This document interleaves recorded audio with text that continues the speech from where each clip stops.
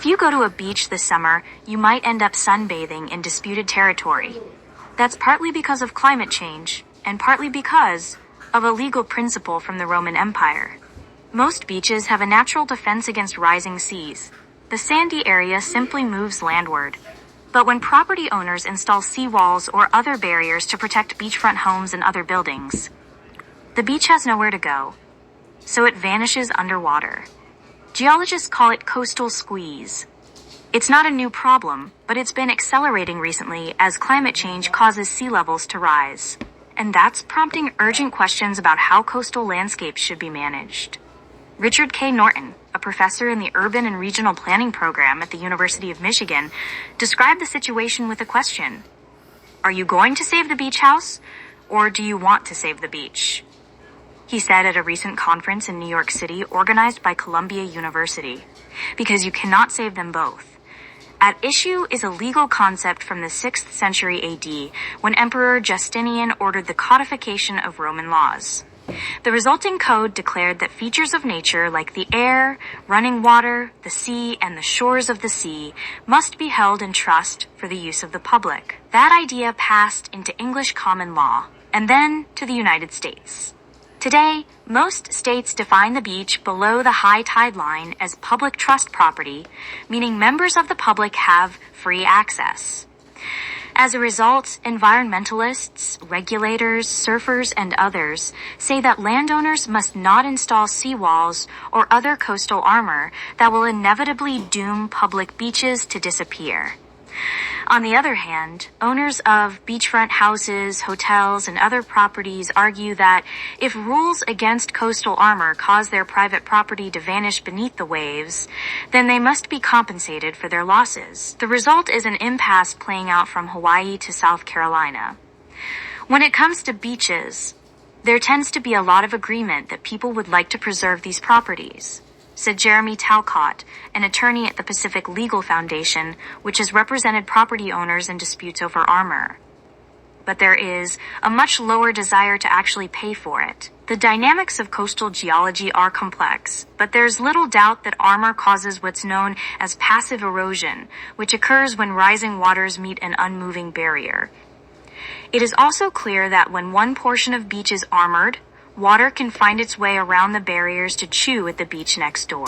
This can be devastating to neighboring properties, which means that once one owner puts up a seawall, neighbors often follow suit. The precise extent of coastal armor is hard to quantify, said Erica Lentz, a geologist with the U.S. Geological Survey's Coastal Research Center in Woods Hole, Mass., because the effects can be masked, for example, by projects to replenish eroded beaches with pumped-in sand. But in research published last year in the journal Nature Communications, scientists from the Netherlands and elsewhere calculated that about a third of the world's sandy coastlines have already been armored.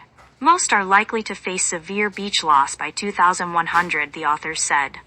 Researchers in Hawaii and California, among other places, have made similar findings. There is a lot of armoring going on, Dr. Lentz said. And if there is no place for the beach to migrate landward, there is going to be a lot of squeezing going on. Many communities whose economies depend on beach-related tourism have sought to preserve beaches by banning beach armor and limiting how close a building can be to the shoreline. But enforcing such setback rules can be difficult, especially when a structure that was initially in compliance is threatened by erosion.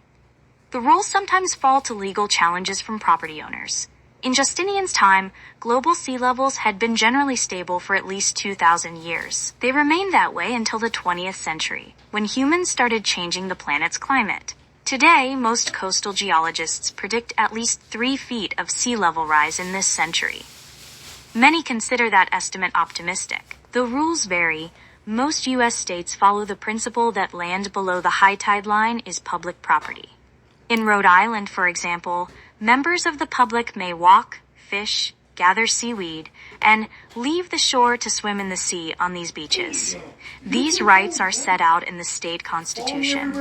Until recently, most court cases about public trust beaches involved property owners who posted no trespassing signs, erected fences, or hired guards to keep people out.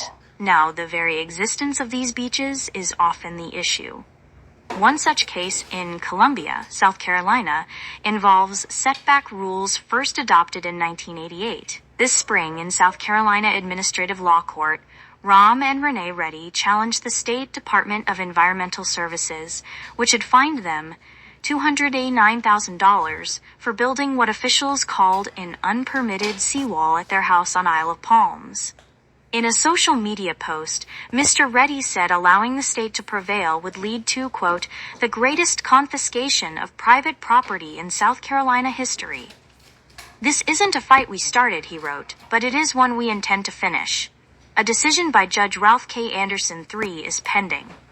Legal fights are also expected in California as homeowners try to rebuild from the January wildfires. Because of shifting coastlines, some of the homes destroyed in places like Malibu had been standing on public trust beach. Other properties suffered damage to seawalls and other armor erected years ago, but that today would violate state regulations. After the fires, Governor Gavin Newsom issued a broad executive order suspending the state's environmental review process for homeowners and businesses whose property was damaged or destroyed. Environmental groups quickly objected.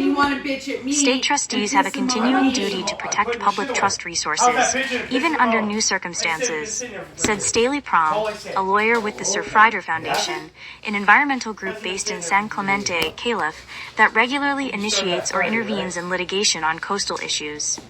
Even with respect to armoring that may have been permitted, there are no vested rights to harm public trust resources, Ms. Prom said. Sir Frieder is contesting proposals to armor the rail line that runs along the beaches in San Clemente, particularly at Trestles Beach. The site has been designated for surfing competitions at the 2028 Olympics in Los Angeles, Ms. Prom said, and surfers fear the armor will damage it. There are plenty of small armor projects around the country too, and they add up. For example, in the village of Matanook, on Rhode Island's south coast, workers have been building a wall and installing boulders to protect Matanook Beach Road. The town paid a lot of money to put in hardening that goes down into the sand, said Bev Hodgson, who, with her husband, has owned a house nearby since 1984. What they are protecting is the road and the water main. Back then, there was a beach across the street, along with a wide ramp that led to an adjacent state beach. Today, the beach across the street is gone. The ramp has been replaced by a footpath built over a wall of boulders, and the state beach is squeezed between a parking lot and the sea. Ms. Hodgson has many happy memories of those beaches, but she's resigned to the changes. It was fun while it lasted.